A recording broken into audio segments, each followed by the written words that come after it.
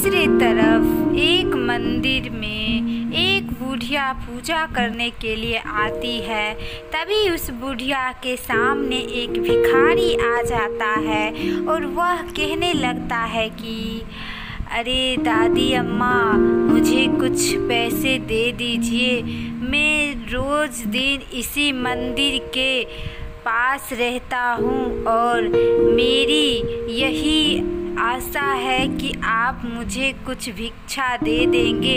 दादी अम्मा, मुझे कुछ दे दीजिए, क्योंकि आज किसी ने भी 1 रुपये तक का दान नहीं किया है। मुझे दान दे देंगे तो भगवान आपका भला करेंगे। दादी अम्मा बोलती है, अरे बेटे, मैं तो यही के लिए आई हूँ। मेरा अब बचा ही क्या है। मैं तो यही दान पुण्य करके अपने भगवान की नज़रों में अच्छी बनना चाहूँगी। इन रुपये पैसे का क्या है। रुपये पैसे तो इसी धरती पे रह जाते हैं, बचते हैं अच्छे कर्म। अगर मैंने अभी तुम्हें नहीं दिया दान में, तो भगवान मुझे नरक लिख देंगे। और पैसे का क्या है, वे तो आते जाते रहते हैं। हमें हमेशा गरीब और निर्धन लोगों की मदद करनी चाहिए, चाहे उसके लिए ज़्यादा रुपये की ना तो 1 रुपये की भी जितनी क्षमता होनी चाहिए उतनी ही दान करनी चाहिए।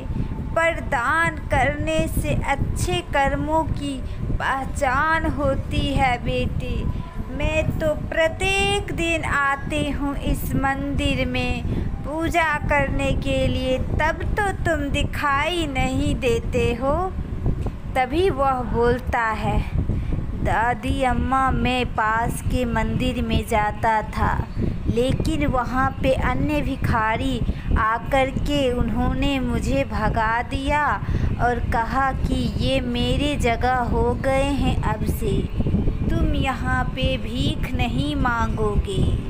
तो इसलिए मैं इस नए मंदिर में आया हूँ। तभी दादी उसे पत्ते पर भोजन देती है। वह भिखारी प्रेम से भोजन करने लगता है और कहता है, बहुत अच्छा भोजन था। दूसरी रात फिर से वह परी आ जाती है और बोलती है, अरे ये चुड़ैल कैसे इतनी ताकतवर हो गई है कि इन्होंने सुरक्षा कवच तोड़ दिया। अब देख, अब मुझे लगता है अपनी महारानी परी से एक विशेष जादू लेनी ही पड़ेगी, क्योंकि मुझ जैसे छोटे से परी के जादू से ये चुड़ैल नहीं मानने वाली है। मैं आज ही स्वर्गलोक में जा कर के अपनी महारानी परी से बात करती हूँ कि पृथ्वी लोक पर चुड़ैलों का आतंक बहुत ही फैल गई है। साथ ही साथ वे सारी चुड़ैल बहुत ताकतवर भी हो गए हैं। इसलिए लेकिन फ़िलहाल मैं फिर से एक सुरक्षा कवच बना देती हूँ ताकि चुड़ैल इस सुरक्षा कवच के अंदर ना आ पाए। उसने तो एक सुरक्षा कवच तोड़ ही दी, लेकिन ये बहुत ही मेहनत से बनाई गई सुरक्षा कवच है और इसे तोड़ पाना तो लगता है नामुमकिन है। अब देखते हैं कि आखिरकार यह चुड़ैल क्या करती है। मैं तो पूरे गांव के चारों तरफ पुनः से एक सुरक्षा कवच बना दी हूँ और देखती हूँ कि इस बार तो चुड़ैल अंदर नहीं ही आ पाएगी, क्योंकि उन चुड़ैलों ने गांव के आधे से अधिक नवजात बच्चों को उठा करके ले गई है और वह परी आराम कर। यह कहानी है एक गरीब लड़की की। एक लड़की होती है जो सुबह सुबह जाती है बगीचे में, और वह लड़की एक मालिन की बेटी होती है। मालिन की बेटी बहुत गरीब होती है। मालिन की बेटी, उसकी माँ जो होती है वह एक माले बेचने की काम करती है, और इसके लिए वह अपनी बेटी को सुबह सुबह रोज़ उठा देती है कि जाओ और बगीचे से ताज़ी ताज़ी फूल लेकर आओ, तभी तो मैं माला बना करके बेचूंगी, और उस माला से जो भी पैसे आएंगे उसी से तो घर चलता है। वह लड़की बगीचे में सुबह सुबह आती है और वह लड़की बोलती है, अरे मेरी माँ ने कहा था कि बेटी तुम जल्दी सुबह सुबह उठ जाया करो, नहीं तो फूल नहीं मिलेंगे तुम्हें। पर आज भी मुझे फूल मिल गई है, तो मैं जा रही हूँ अपने घर। आज तो मैं बहुत खुश हूँ। वह लड़की फूलों से भरी टोकरी को लेकर के बहुत खुश होती है और कहती है कि अब मैं यह टोकरी लेकर के एक आम के बगीचे में जा रही हूँ।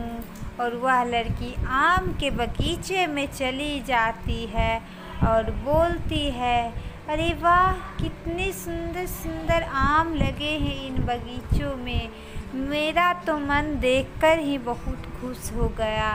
इतने सुंदर सुंदर पेड़ में आम लगे हुए हैं, मैं इन आमों को घर ले जाऊंगी।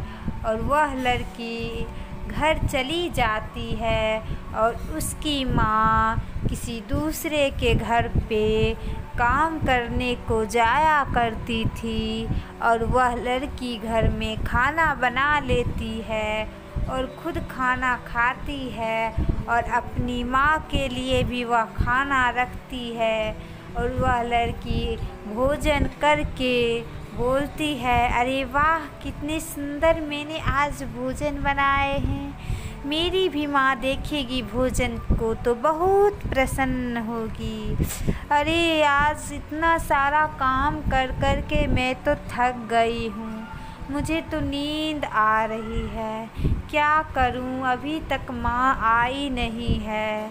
अरे कोई बात नहीं है, माँ आएगी तो दरवाजे खटखटाएगी तो मैं उठ जाऊंगी, थोड़ी देर के लिए सो ही जाती हूँ, और फिर माँ आएगी तो मुझे उठाएगी तो ज़रूर ही, और दरवाजे खटखटाएगी तो मैं उठ जाऊंगी और दरवाजे खोल दूंगी।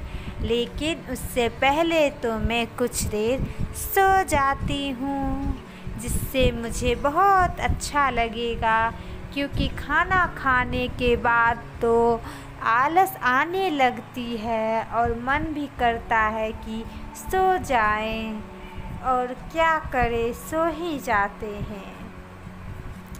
अगली सुबह एक गांव में एक गरीब बुढ़िया रहा करती थी। बुढ़िया का व्यापार था कि वह जामुन का व्यापार करती थी। बुढ़िया के घर के बगल में ही एक बहुत बड़ा पेड़ लगा था, जिसमें जामुन फलता था। बुढ़िया जामुन प्रतिदिन तोड़कर बेचने के लिए पूरे गांव में घुमा करती थी।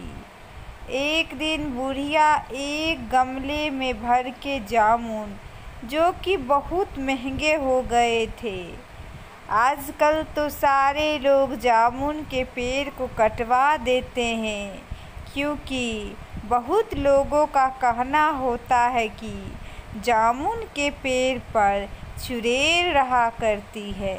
इस वजह से कोई भी लोग जामुन का पेड़ अपने घरों के आसपास नहीं लगाते हैं। लेकिन वह बुढ़िया वह पेड़ से ही जीती थी। पेड़ में फरे जामुन को बेच करके उससे जो पैसे होते थे उस पैसे से ही उसका घर चलता था। प्रतिदिन बुढ़िया जामुन बेचकर घर आती है और खाना बना करके खा लेती है। फिर बुढ़िया टहलने के लिए सोचती है कि तभी उसे एक लड़के की आवाज़ सुनाई देती है। अरे दादी अम्मा, आपको पता है मैं इस शहर में नए आया हूँ, मुझे कोई रूम नहीं मिल रही है किराए पर। तो दादी अम्मा, मैं तो अभी उतरा ही हूँ ट्रेन से, मुझे बहुत देर हो गई है, मैं कैसे किसके यहाँ ठहर जाऊँ। तो सारे गांव वाले के तो दरवाजे बंद थे सिवाय आपके। तभी बुढ़िया बोलती है, ठीक है बेटे, अगर तुम बुरा ना मानो तो मेरे इस कुटिये में एक और घर है, उसमें तुम किराए पे रह सकते हो। वैसे भी मेरे कोई नहीं है तो तुम रह लेना, मुझे कोई दिक्कत नहीं है, बस तुम समय पर किराए दे देना। ये देखते हो बेटे, ये गमले में मैं जामुन तोड़ कर के बेचा करती हूँ। मैं पूरे दिन नहीं रहूँगी बेटे घर पे, क्योंकि मुझे जामुन बेचने गांव की ओर जाना पड़ता है। तो मैं जामुन बेच कर के रात में ही आऊँगी और फिर खाना बनाऊँगी, उसी खाने में तुम भी खा लेना।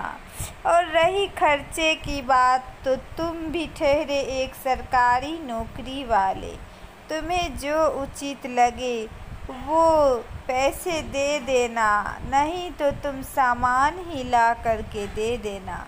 अब मेरे तो कोई है नहीं, तो तुम्हें ही अपने बेटे की तरह मानूंगी, तुम रह सकते हो, मुझे कोई भी दिक्कत नहीं है। तभी वह लड़का बोलता है, दादी माँ आप बहुत अच्छे हैं, मैं रह लूँगा। अच्छा ठीक है दादी माँ, मैं थोड़ी देर आराम करने जा रहा हूँ।